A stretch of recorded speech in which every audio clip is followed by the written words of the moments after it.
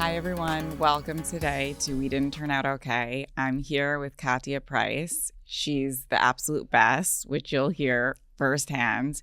She's the CEO and founder of DanceBody, a dance-based fitness brand that thinks of movement as medicine. She's built a really incredible practice and community, and it's really based on the idea that how we feel matters far more than how we look. Katia, can you share who you are as a professional and mom and anything else? Oh, boy. It's a tall order, but yes, I can. Introduce yourself. I can. I am a 41-year-old entrepreneur living in New York City. I've lived here for 16 years, I figured out. I am a mom of an almost 2-year-old and a wife for almost 3 years. And I will say that I'm someone that is very purpose-driven. I think with what I'm doing, it has always been the two P's, passion and purpose for me. Love that. So that's really how I function daily. And just thinking about what you've built, thinking about passion and purpose and how, of course, that's woven into DanceBody. Can you share where, the origin of that? Well, the origin of DanceBody is really interesting, only because I am a complete accidental entrepreneur. I actually had to Google entrepreneur. I had no idea what I was doing. I honestly was just trying to make a buck in New York City. That's how I started my business. Really? I came to New York City to be on Broadway, like we all do, right? So I moved from the Midwest. I have no family here. I have very few friends. I came with one suitcase, a one-way ticket. I came over. No job, no place to live, nothing. Oh my God. And then I immediately got 3 different waitressing jobs and accidentally fell into the boutique fitness scene very early on because I was auditioning, right? I was auditioning to be a singer, dancer, actress. I was going to be on Broadway. All those things that are super easy that in every movie you watch, it makes it look totally achievable and cool and edgy and fun. Right. Yeah. Right. I mean, I knew I was always going to come to New York. That was always what I was doing. I had no intention of coming to New York and starting a business. That was not in the air. Right now, starting a business and being self-made, these are all words, girl boss. These are all words that are just thrown around. None of that was in the air in 2008. Which is crazy to think about, how that just wasn't in the air then, right? It really wasn't. Doctor, lawyer, all these things or normal. Yeah.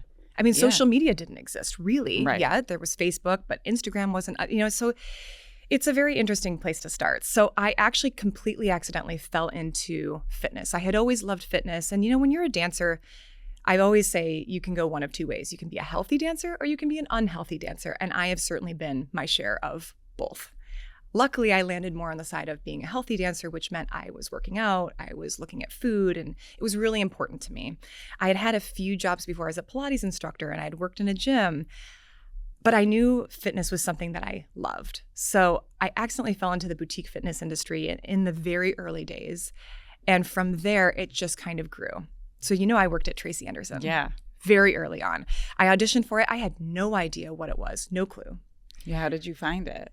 Random backstage.com post because I was an actress. I was looking for jobs and I wanted to dance on Broadway. And then I accidentally went to this audition that said dance fitness. No clue what that was, but I loved dance and I loved fitness. And I was like, that I can do. I went and it was crazy. It was a crazy audition. I was like, I'm never doing this again. This is insane. It's never again. Wait, but share for listeners. With my hair done and my lashes on and my fake tan on, you go to every audition when you're competing with 100,000 people who have the same name pretty much that you do and the same look and the same background, the same everything. And I just remember sweating my head off and being so sore the next day. And I was like, this is insane. So it was just too intense. It was so intense. I just had no idea what it was, no clue. And then I got a call back and they ended up hiring me. And there was my starting point. But fitness was always kind of in my veins. So I worked at Tracy Anderson, right? Loved it. Had the best time, met every celebrity, worked everywhere, got to travel everywhere. It was amazing. I actually can't say anything bad about it. I was working 7 days a week, but when you're 25, 26, 27, you're in New York City, that is what you're doing. That's the dream. I was working really hard and I loved it. And all of a sudden I got fired one day with no warning. And I was devastated, like heartbroken. Like you had built your whole life at the time around that, and it was your way of And life. it was the only way I was making money, right? Like I had given up acting as much because I was like, this is awesome. I feel like I'm performing, but I can actually make money at this. I had no idea that people would pay for fitness like this. This is a very exclusively New you're York doing what thing. you love and getting paid for it, which is like the dream. It's the dream. It's the dream. How old were you when you lost that job? 27. And I, when you go through a real life change in probably like, late 20s is a good time to do that. You are like, what's happening? Nothing bad has ever happened to me like this before. And you really go through your paces of trying to figure out who you are and how you feel about this and what to do. I've never had anything this bad happen to me. I lost my job and I'm living in New York City. Which, like, let's pause for a second, is like a privileged thing to say, that at 27 to feel like my rock bottom midlife thing or quarter life, let's say, was at 25, right? And I felt like privileged that it was the first time I had, like, mine was that heartbreak. But yeah, like this was losing your job. So you're lucky that something like that devastating happened that late for you, considering. I mean, but still, it makes lucky it nothing. hard. I mean, I scrambled for the job. I had no business being in that job. I found it. I landed it. Totally. But then I lost it. And now I'm living in the most expensive city in the world with no income. With no notice. And no plan. No safety net. Yeah. Really no safety net. My parents, it wasn't like that. I didn't get on any money. So I'm like, okay, so now what do I have to do? So I started training on the side. And people would pay me. I'm like, okay, this is great. And I had the bug. I knew I loved fitness, but that fitness that she was doing did not feel right for me, did not feel right to my body. And I couldn't figure out why, when I was working out so many hours a day, I felt so weak and I felt so beat down. And I was like, what's going on? So I actually worked for years to build back my strength functionally, build lean muscle mass, which I had no idea what that was. Like I really researched and went back in on my own body and rehabbed myself. And went through, okay, if I was going to do something in fitness, what would I do? And how do I get the result that I want, the aesthetic result that I want, while still feeling strong and not beat down? I want to have energy from my workout. I don't want to feel like I can't move. Yeah, it's so interesting. I always look at the instructors, when I'm there, I go like once a week, which is different. And I'm like, how do they do this every day?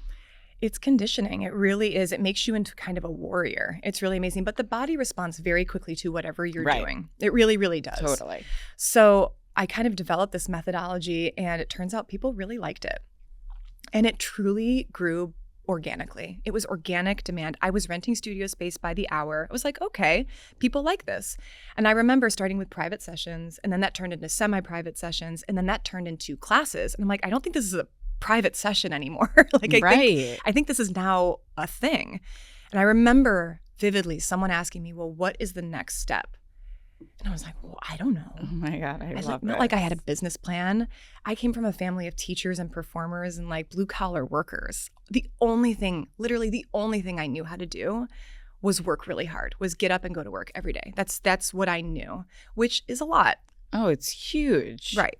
Resilience. I love grit. that you don't take that for granted, that especially like our generation and future ones, like that's a real skill to build or to have. And I think for me, from my family origin, living in the Midwest, it's very much a lead by example. Like no one ever talked about grit or resilience. That was not a topic. It was just like, you had it. You're going to school, I'm going to work, where everyone's doing what they need to be doing today. And every day was fairly the same. And when you grow up with that kind of structure and there's no deviation from that, you're like, anything. Okay, like this is what we do. We work hard and we're a family. And I think having that example was really, really meaningful and actually is the very backbone of how I started the business, grew the business, and still run the business.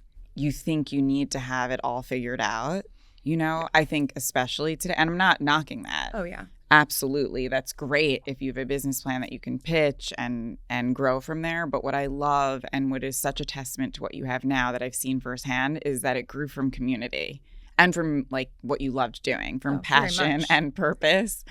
And the community itself were the people asking you like, what's next? Because they saw like, we love being together. We love doing what you're showing us. What's next? And what's next has been now it's like how many years since you started DanceBody? It's been 12 years. Yeah. Which is a long time. There are benefits to starting a company young. You don't have the same risk. You're not as risk adverse. Right. And also, it was only upside. I had to make money. That is why I started my business. Of course, I wanted to. I couldn't believe that people were paying me to do what I loved. I really, really loved it. Not only did I love the physical action of it and the performance part of it, but I actually really loved connecting with people and helping people and seeing people step into their confidence in such a majorly transformative way through everything going on in their lives. And you and I both know a lot of women. We go through a lot. Yeah. What people go through is just amazing. So having movement as a staple for myself, for my clients, I have watched that become so incredibly important in their life. So when we talk about movement as medicine, right? When we get into that conversation, you take it every day like a daily pill, because that is what it is. Dancing is changing the hormones and chemicals in your body, in your brain. That is exactly what's going on. I mean, I call it the daily dose because that's exactly what it is. It's dopamine, oxytocin, serotonin, and endorphins. And every SSRI, anything you're going to take to alter your mood, that is what you're taking. Right. That's what it's like. It's exactly targeting. What it is. Yeah. These are organic, happy chemicals that you can get anytime you move, listen to music, hug someone, have a pleasurable experience.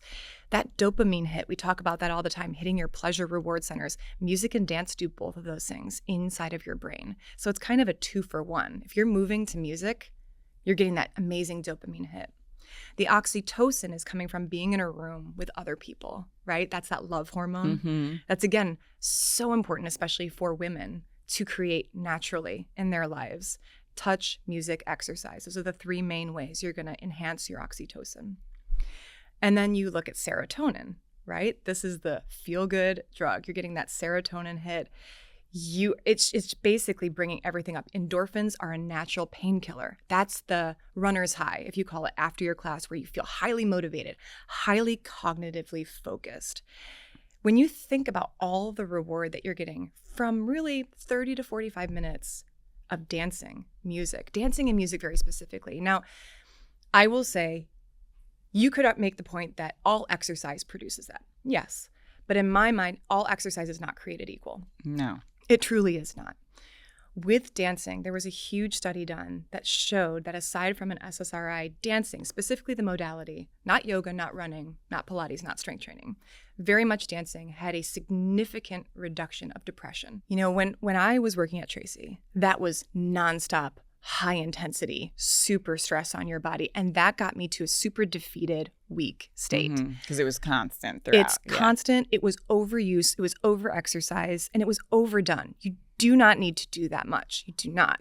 You do need to get your heart rate to max, right? Which means you're red.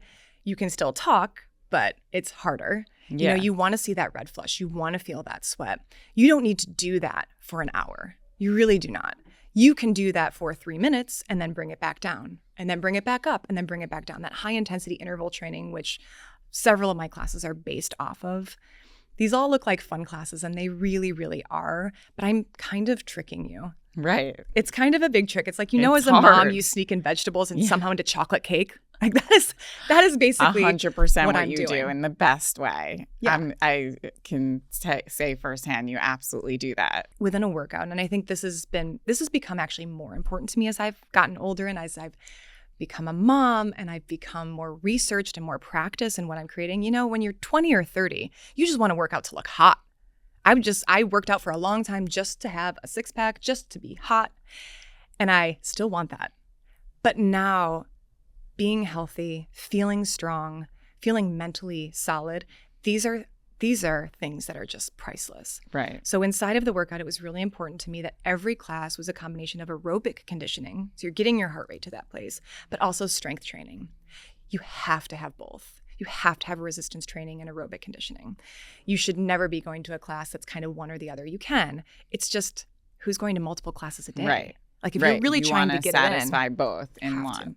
Can you share a little bit about, I mean, first of all, I love movement as medicine, just to like backtrack to that and how you were talking about dancing and all the things that it does chemically for you. Right.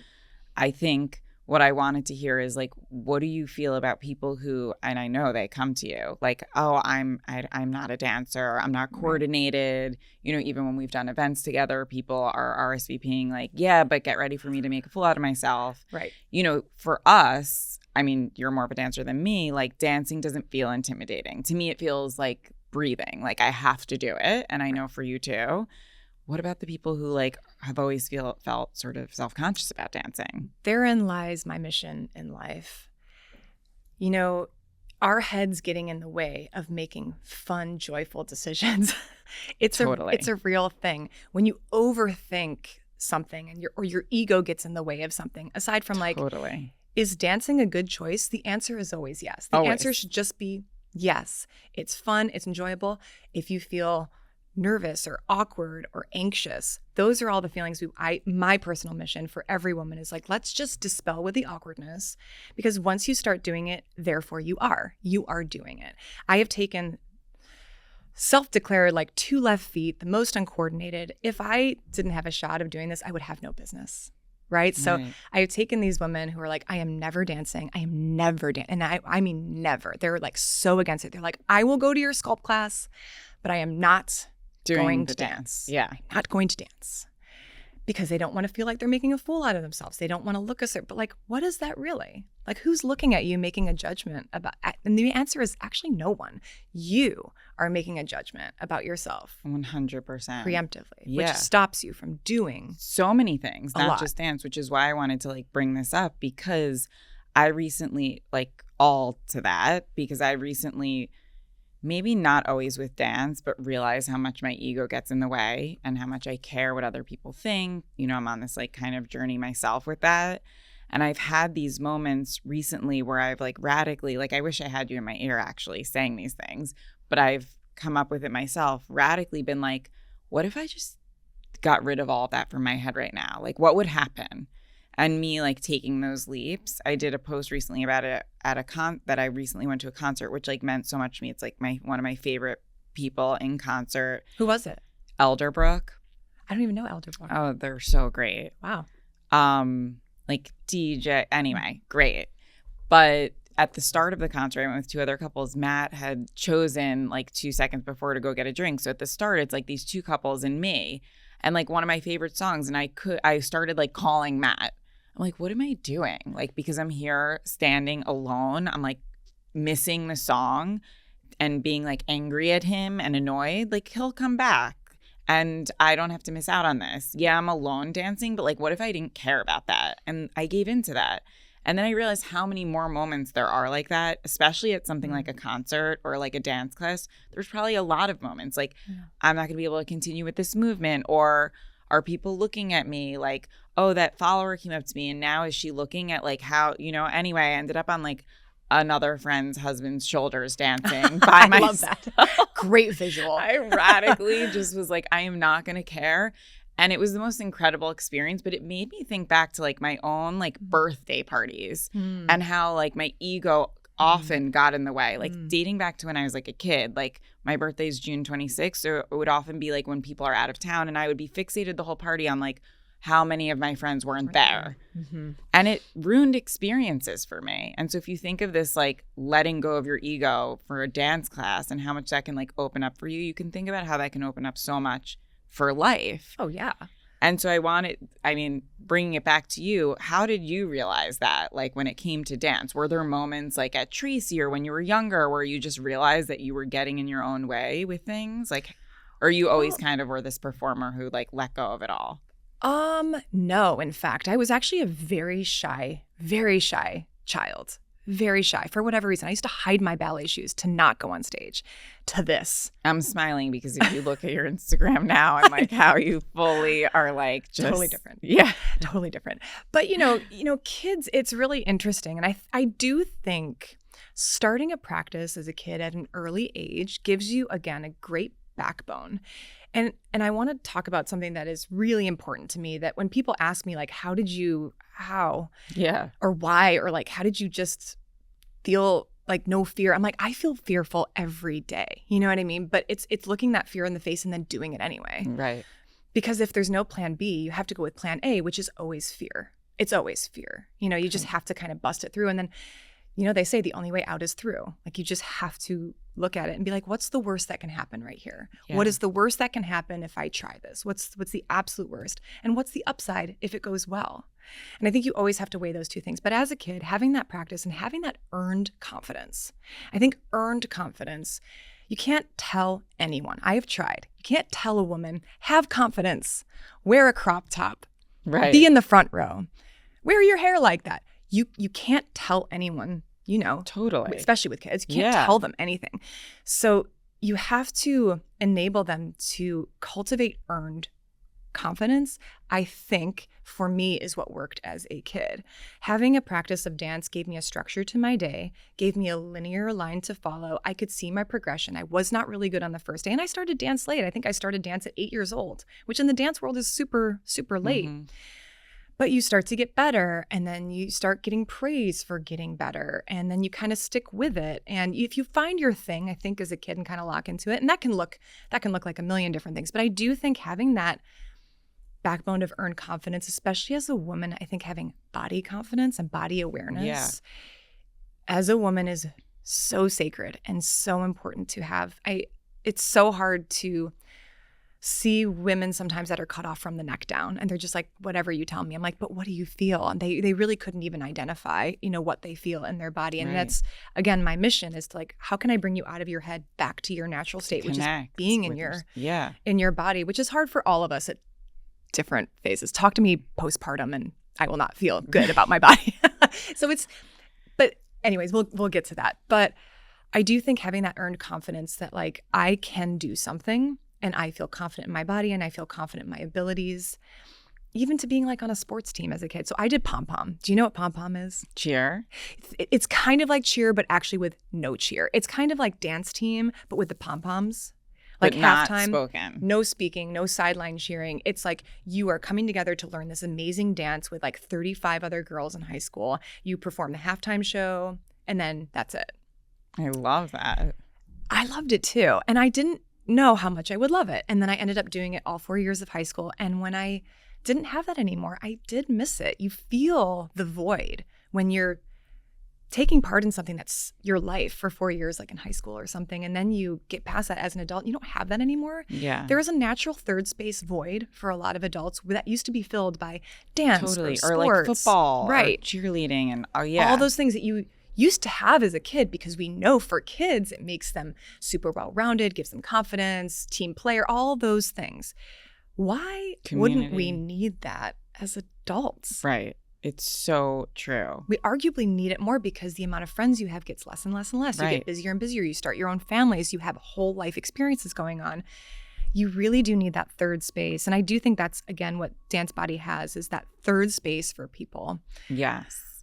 It's become something that I didn't sit down with a piece of paper and say, I want it to be this. To build. Right. But it might have also come from, correct me if I'm wrong, like your own need for that. Besides, like, of course, needing a job and, like, plan after. Right. I often feel that, like, the best ideas come from not, like, a self-focused need, but just what would I want and what need do I need to fill. Right. I similarly, started what was then Mo Mommies a month before I even became a mom, because I was like, what parents need is all of this stuff that we're doing in the daycare, early childhood, structured space with really young kids, infants and toddlers, the social interaction and how to care for them in a way that's, like, educational and talk to them and respect them. And I'm going to create an Instagram about that. I've directed all these spaces and that's what I'm going to do. And then a month later, I became a mom and was like, my needs are not that. Like, I don't need someone on Instagram showing me, like, how to diaper change and talk respectfully. Wow. That's cool, like, and helpful. But what I also need is, like, community and to feel solidarity and, like, to connect. And so it similarly came from, like, my friends being like, can you just bring us all together and pretend you know what you're talking about, so we feel like there's a purpose, and then, like, Union Square Play and all of that. So I think it's really what kept driving me was, what do I need right now? And in terms of support, and how can I offer that? Even if initially it sort of felt like imposter syndrome. Yes, I had the background, but it was sort of like, I also need this. How am I providing what I need? Right. And it just kind of all came together. And I think for you too, like you were in need of, maybe if it was still years later, like feeling like that pom-pom void. Oh, yeah. You know? Yeah. I mean, make no mistake. I am my first client. I created DanceBody because selfishly, it was the workout that I wanted. Like, let's make no mistake. I made it for other people, sure, but I really made it for myself, and I needed community. I was the only person in New York from my family. I didn't go to school here. I didn't have a network here. I didn't know anyone here. I was literally subletting places by myself. I didn't know anyone. So I had to kind of cobble that together for myself. So you were exactly right. It really is for me. Even on days that I'm not teaching, I want to go take class because I'm addicted to my own stash. Like I need to have it. For me, you know, I can tell you without a shadow of a doubt, I would be on some form of mood medication if I did not move my body daily. Yeah. There's no doubt in my mind. I have very high functioning anxiety. And until I run myself around and get some of that stuff out of my head and into my body and through my system, it's hard for me to start my day. Like I was telling you, like I didn't work out today, which is rarer. You know, usually I start my mornings with my practice, which is I start my morning with movement because it sets me up for success. I feel more mentally clear. I can focus. I feel good in my body. I've moved things around. Like my metabolism feels good. And today I didn't work out and I can feel it. I'm a little fuzzier. Like I don't feel as in my own head and body. But it really is something that I have always needed, and probably as a mood stabilizer personally. Yeah. I found, I mean, I've talked to a lot of people, you know, people go through so many different experiences, but I've actually talked with a lot of people and they have gone off of their medication, you know, obviously with a lot of help and for a lot of different reasons. But a lot of them are younger women, a lot of younger women that we talk about it. I'm like, you know, have you tried movement as like a real practice? Because it's one thing to come to class a couple times a week or work out a couple times a week. But when you're cultivating a practice and you're trying to get really good at something, and this is the other fun thing about DanceBody is that there's an ascension plan. So everyone wants to know, well, where do I start and how do I get good at this thing that is DanceBody? Because I see all these girls in the front row and they're doing a really great job, but how do I get some of that? So I basically built an ascension plan. There's a cardio path and there's a sculpt path. So basically you start at the bottom. It's like, okay, start here with these two classes.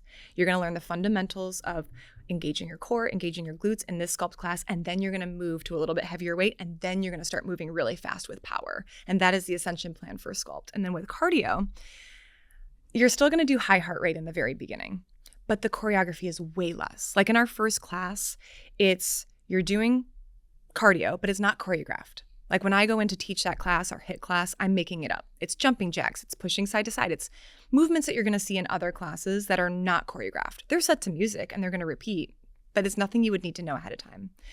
And then in our second class is hip hop, which are dances. The hip hop dances are amazing. Everyone loves this class. People are just obsessed with the music. And I think that's what motivates them to get to that class.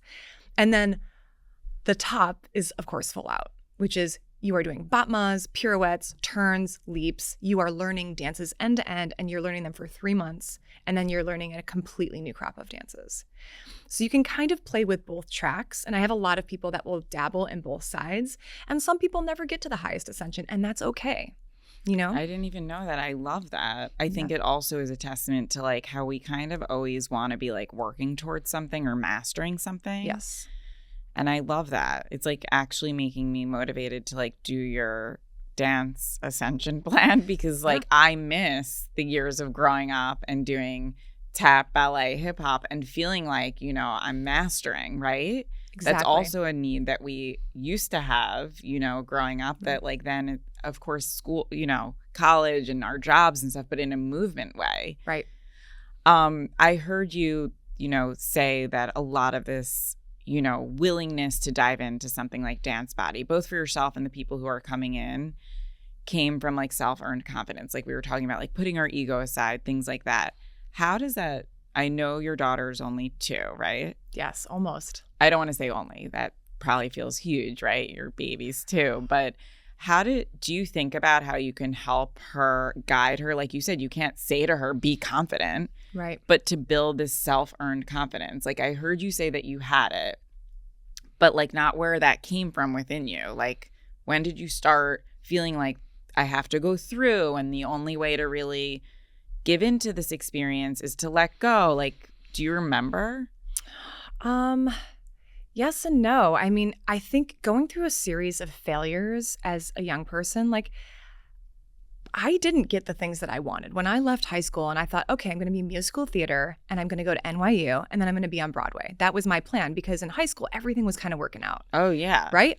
And then I didn't get accepted to NYU and I didn't get to Broadway, although I have a studio on Broadway. It's kind of the same thing now. Yes. But like, it was like the way it was supposed to be.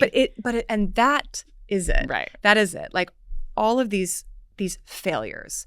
Like even when I was in school for musical theater, I never got cast in a show. My parents were furious. I'm like, how are we, what do you mean you're never cast in a show in music? Like, so I never got the job I wanted. I never got the role I wanted.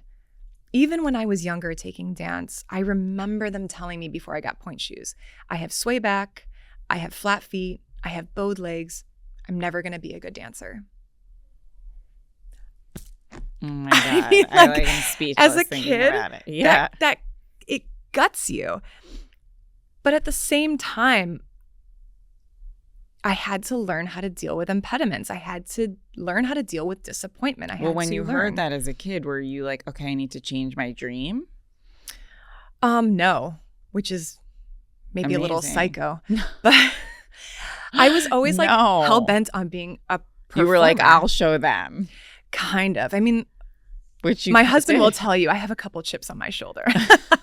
For sure. It's made me a little bit of a punk because I feel like I've had to work really hard for like everything that I have, and I'm working hard still. But when you look back on the story of your life, you can kind of see it now. Like, you know, as you start to get into your 40s, you're like, you know, all those things that didn't work out through the years really set me on a course to be in a better place now. I mean, it's so incredible hearing you say this. Like, I've had to like go on like so much self-discovery to really feel like everything happened for me and not to me.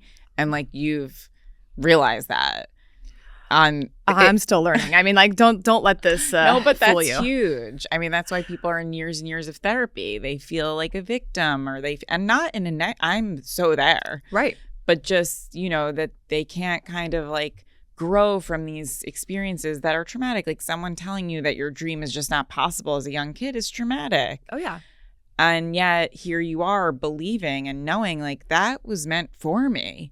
To like be this punk and to like really whatever it is. Totally. I really believe that. Like I am not the best dancer. I think you know about the dance community. It's very perfectionist. It's very exclusive. I was never going to be the best dancer. I don't see you as never going to be. I see you as one of those people, but it's interesting that you don't feel that way. No. I mean, there are so many incredible dancers out there that are way better than me that will get jobs. Like they're just incredible. And I look at these people, but what I have done, I think, is I've carved out a niche that works for me. Yeah. And I think that making space for yourself is something I couldn't even tell you the why or the how. I do think I was lucky enough to connect with my purpose earlier than later. No one told me not to.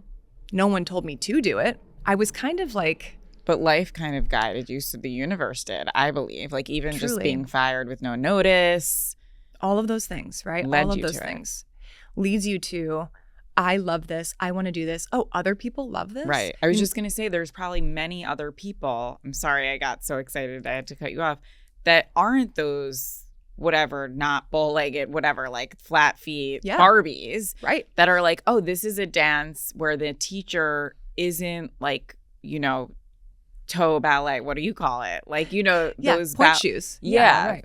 That I can relate to those moves. I didn't even know that about you because to me, you're like the most beautiful, amazing dancer. But that feels really good even at 41 to hear that. Truly. But it's interesting that within you feel like, you know that there's this other, right? Like when you're being taught by this perfectionist dancer, yeah, it's really motivating.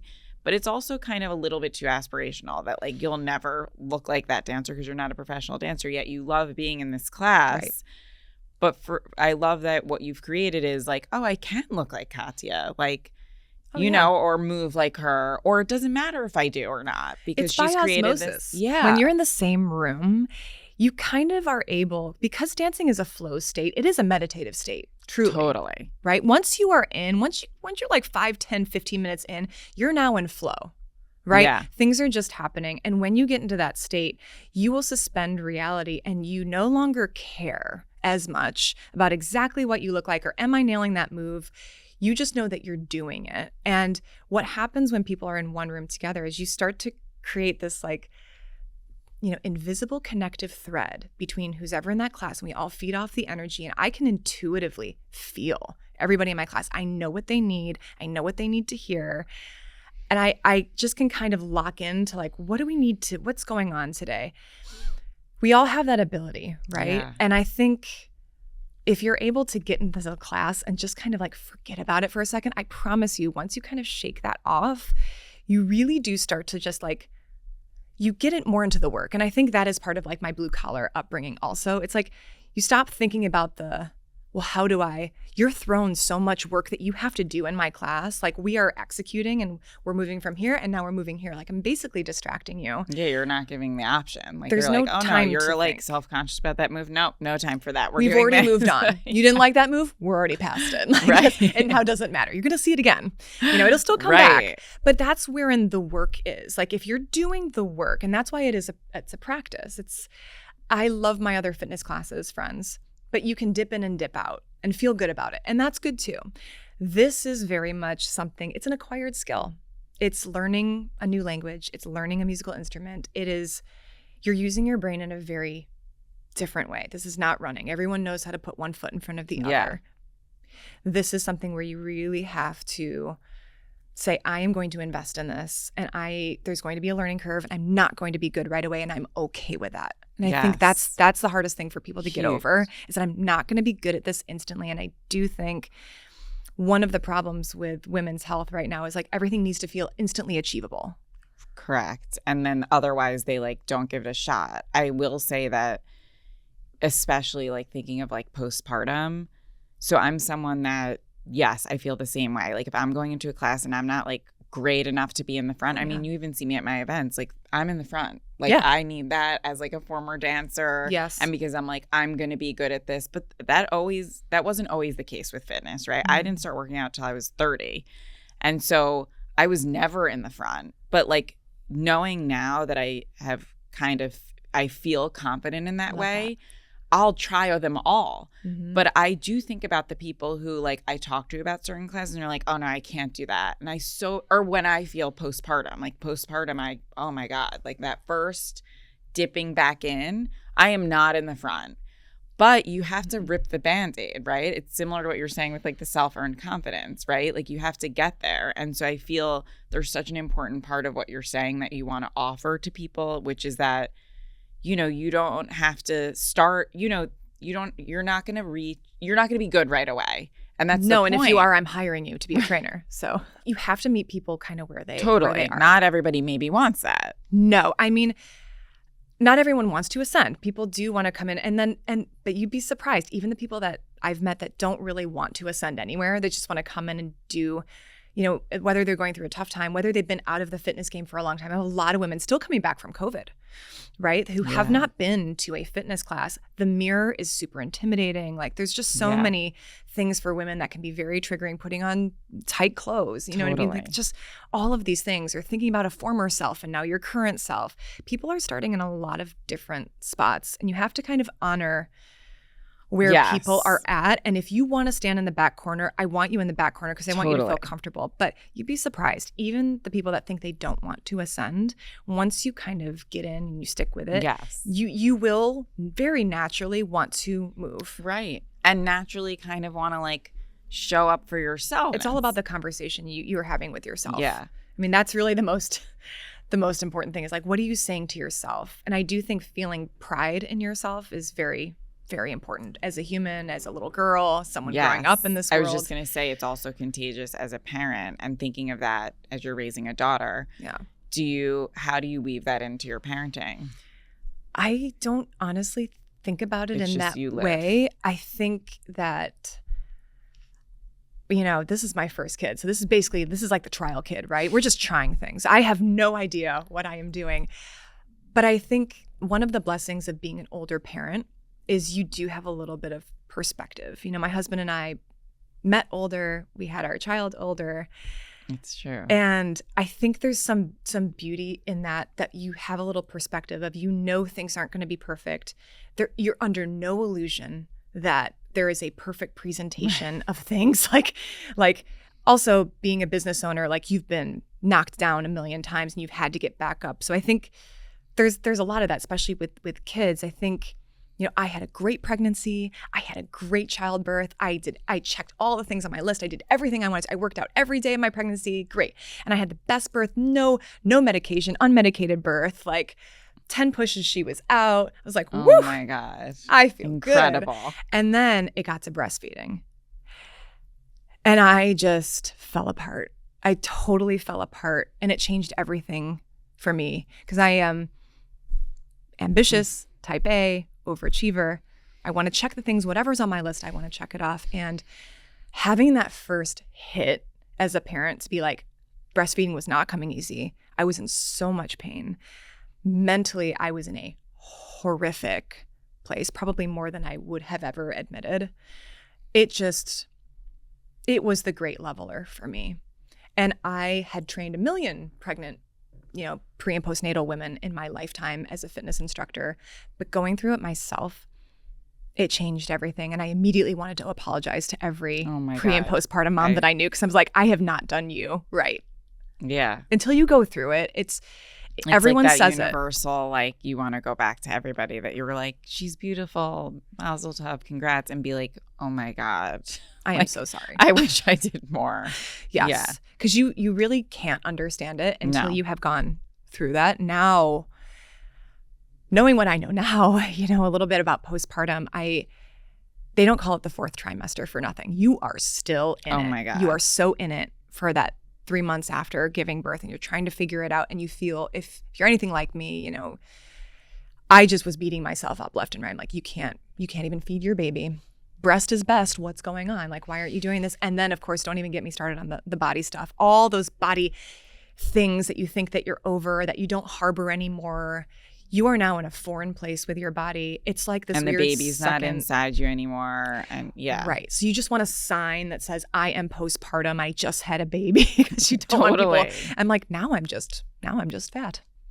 And you just like, and it kills you that you're being so harsh on yourself like that. You're like, especially in our world of like, I'm supposed to be inspiring. Yeah. I'm supposed to be telling people. And empathetic toward myself and loving myself. So hard. Yeah. I really struggled with that. And you know, feel I still struggle. So conflicted. Yeah. I still struggle with it. You know, they say postpartum lasts for 2 years. I'm not out of the woods yet. You know, it's just, I do think it's just an ongoing conversation that you're having with yourself. And then for someone like me that's so connected to their bodies, having my body look so different for me was really triggering in ways that I did not think would be the case, because I had lived almost 40 years doing things my way and having total control. And then I hit 40 and I have a baby, and it's like all hell broke loose. I was like, I had to completely break down the machine to be like, well, how do I think about myself? What is my worth to myself? How do I value myself? What is of value here? And it's hard to access when you're like in this like dark kind of place, both hormonally, chemically, like not living up to what your expectation was of what you'd be able to be as a mom. And I think what you're touching on there, first of all, I met you right then. I don't know if you know that. Yes, I do slightly recall that. So I just want to say, like, the transformation, I don't even mean physically. I just mean seeing you like become this butterfly mom. And I don't mean to be cheesy. Like, I saw you in this like that makes me feel really good. Postpartum sort of like still like a cocoon or whatever, caterpillar, and you've really flourished. And what you've shared also like through social media of like that transformation has always been a focus on like, don't even focus on my body right here. I want you to see like the light that has like developed. That's what I've seen when you've shared it. And I think that's great. So many people can connect to that. And similarly, like I keep going back to like just the dark places I was in postpartum to share just like the other side, and just like to give ourselves grace when we're in a dark place, to not feel like we have to, I'm not saying give into it, but just like you said, you know, you feel conflicted. Like, I don't want to be in this place. Like, how am I starting motherhood like this? And I think so often we don't give ourselves like mental grace, right? That we're not Yeah. always going to see rainbows and butterflies, especially that fourth trimester. Oh my God. But No, just I like, just remember like, how am I didn't know how to be on social media anymore. I just was like, how am I supposed to show up pregnant? No problem. Pregnant, dancing around, loving my life. Like that crazy viral post that I had that got 35 million views because I was dancing while I was pregnant. oh my God, I know. I love that. That was like my real first insight into what people really think about Yes. women's health. That was amazing. And it really opened up my eyes to the problem about the conversation of women's health is that it's so much of it is based upon old wives' tales. So much of it. And by the way, certainly not just men. A lot of those comments were coming from women. So the comments on those posts, when you hit 35 million, you are getting every kind of comment. Can you share why? Oh, like, yeah. why, to me, getting 35 million without knowing about these comments, to me, it was just like, oh, wow, people need to see that like this is possible. But now I'm realizing like maybe it was also like, what is she doing? Oh Anyway, my gosh, tell Jenny. us. It was insane. So I am a freak, right? I run my Instagram myself and I went through every single comment and answered every single comment myself. I've been, You- I mean, I right? do the same. Yeah, Yeah. so- I run mine myself. Yeah. This is pre-baby, right? So I didn't have a baby and I was able to actually do this. Right. But now time is different. But the comments were everything from like, you are working out for vanity and you're sacrificing your child's health. Your Oh my baby's God, going I to have didn't even go there. Of course, Right. that's what people, yeah. So especially postpartum, there was a lot of questions around, well, where's your baby when you're working out postpartum? Or why go back to working out so quickly for vanity's sake? Like just be with your baby. And then on the other side, when I was pregnant, they're like, your baby is going to come out a scrambled egg. Your baby's going to have shaken baby syndrome. This is unsafe. I would say the majority, there were all the positive comments of like, I'm a dance teacher too, or I ran a marathon while I was pregnant. Go, girl, go. Like there was also a lot of that. Overwhelmingly, the response in my mind was skewed negative, men and women. And the thing is, you can put whatever you want in the caption. You can say, like, I am a fitness professional. I don't expect every woman to be able to dance through their entire Totally. pregnancy. And that's not what you were showing. That's not what I was trying to show. But again, Oh, right. people take what they see, especially with women's health and especially with pregnancy, and everyone has such an intimate connection to that event in their lives. Like Yeah. whatever happened for them is how they are taking that in and then regurgitating it to you. You're so right. There's a lot of judgment, a lot of criticism. Once I kind of realized I'm damned if I do and I'm damned if I don't, then I was just like, let's do it anyway. Self-earned confidence. You It's just the only realize, way. right? Yeah. I mean, but It's you so see, true. even as an adult, like you have to work through those moments because I Totally. could have taken it so personally and be like, oh my God, I can't share I'm this so anymore. sorry. I'm not going to share Right. anymore. My doctor said it was like, I'm not going to apologize for my experience as a woman on this planet. I'm just not going to apologize for that to men or women. A lot of it was coming from women, which was really surprising to me. It was not a nurture, like there was a lot of judgment and a lot of criticism. And I think that's a big part of the problem with the conversation around Totally. women's health is that a lot of women cast judgments and criticism and assumptions. Yes. And it's all coming from their own experience. And I do understand that. But it is very hard. You know, if we were in person, woman to woman, you would not be saying that to me. Totally. Oh my God. And you're so right. Like me being this, you know, social media presence in Right. the parenting mom early childhood space. I can't believe I didn't just immediately think that. In my mind, I was being naive, thinking like, what would people criticize about this like empowering woman moving her body, who So this much. is like her career and her like natural drug of choice and Right. like what she's doing for herself and all of that. But anyway, yeah, there was many times which, you know, where I've shared and it's like tripped me up or paralyzed me or has gotten me into a space that I'm still in sometimes. And again, then I'm like, I need to let it go of like, you know, being paralyzed. Right. And what motivates me each post is like, I have to do this. Like, I feel this is my purpose. Same way, Right. like, you know, my purpose is to share, to help the people that this resonates with and the people that it doesn't. I can't worry. What's worst case scenario is what I truly think That's each right. time I'm about to make a post. And the best case scenario is always better, right? Like I'm helping people. Right. And yeah, you have to kind of take that each time, you know, with where those negative people are coming from is they're also their own truth. It makes me feel empathy, honestly, for them a lot Right. of times. I think a lot of that came from like, I can't move that way. Should I be moving that way? I can't imagine moving. Like, truly, I think for those women. Oh, yeah.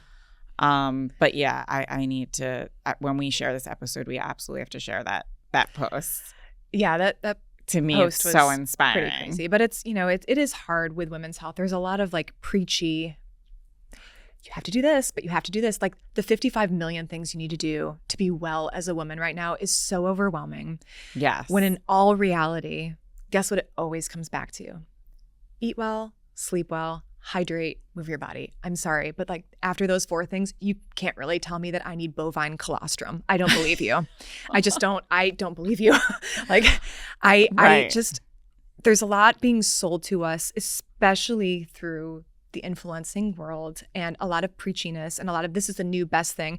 Nothing has changed from the days of Slim Fast. Nothing. And in fact, it's gotten more pervasive and more out there and more in your face. So as a woman, you're like, how am I supposed to do the eye patch thing, the mask thing, but also meditate thing with also getting all my workouts in? True. It's so overwhelming for women, the amount of choice when it really comes back to eat well, sleep well, hydrate, move your body. Yes. And I will say that even those 4 things, it feels a little bit daunting to someone like me because it's like hard for me to like do something like sleep well. And I know it's so important, but you're right. Like in terms of like what we should focus on, yes, it comes down to that. And then, all the other things like what resonates with you. If that eye patch does or makes you feel good, absolutely. Right. I have like 2 questions that I want to ask before we have to go, although it seems as though we've already answered them, but let's try and do it as like sort of like a fire round. Great. If there's something that you could say to your teenage self now, what would it be? I think it would be what you're saying to yourself is more important than what anyone else is saying. I love that. Love that. Right? How much I would have wanted that as a teenage self. Can you imagine? Like what you're saying is actually the most important thing. Yeah, like that's what's manifesting everything. 100%. I really wish I knew that. Anyway, I love that. And then, and we already touched on this, but let's kind of bring it together. Was there a moment in your life that at the time felt not meant to be that you now realize was exactly meant to be? Several. But what of all of them that you feel like really is the most? One of the most was I, as a young entrepreneur, had entrusted someone with their help and had let them kind of take the reins on my business, got me into some really bad leases, got me into some really tough spots because I always felt like I'm just a dancer. I don't really understand what I'm doing. So I need this guy in a button-up shirt to tell me what I should be doing. Instead of the earned confidence of like figuring it out for myself, I was relying on someone else and I kind of abdicated my power. And I think when I realized what was going on, because actually what was happening was he was siphoning money off my company. He was actually embezzling money from me, a 30-something-year-old entrepreneur. Yeah. When I found that out, it flipped a switch inside of me and I was like, okay, I can either keep going down this path and allow someone to take from me, or I can stand up and start to actually be an operator. And that's where it changed. Are. It's changed. Firsthand. I'd really just like to be a dancer, to be honest. But now, having to be an operator of a business and the talent is, it's very, very difficult and it's still not exactly right. I'm still on my journey to figuring that out. But I think in that moment when I understood that the guy in the button-up doesn't always have all the answers, that changed something for me. And I was able to step into my power in a way that I was like, okay, I think if I actually tried to do this on my own, maybe I could do it on my own and I wouldn't have to rely on someone else. And I think as a young business owner, making that decision changes a lot for you and you start to rely on yourself and your instincts a lot more. Yeah. Those instincts are really important. Yeah. And it feels meant to be that you were able to realize the importance of those instincts. Definitely. We can clearly talk for so long, I know. But since we can't, can you share with everybody where they can find you in all different ways? Of course. Well, you can always find me at my Tribeca location since I live like 5 blocks away. So we have 2 studios, one in Tribeca on Leonard Street, one in Nomad on 27th and Broadway. We have our Hamptons summer pop-up, which is about to start, goes from June 27th through Labor Day. We have classes in Miami, classes in LA, and of course, we have classes online.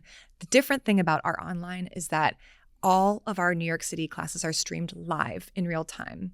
That's the cool thing. So you can see all of our classes live. It's like you're right there in the class. If you can't catch the live classes, you can always find them on demand. And that's at dancebodylive.com. Thank you so much. Loved having you on. This was so fun. I feel like we need to go have a dance class now. Yes. Yes.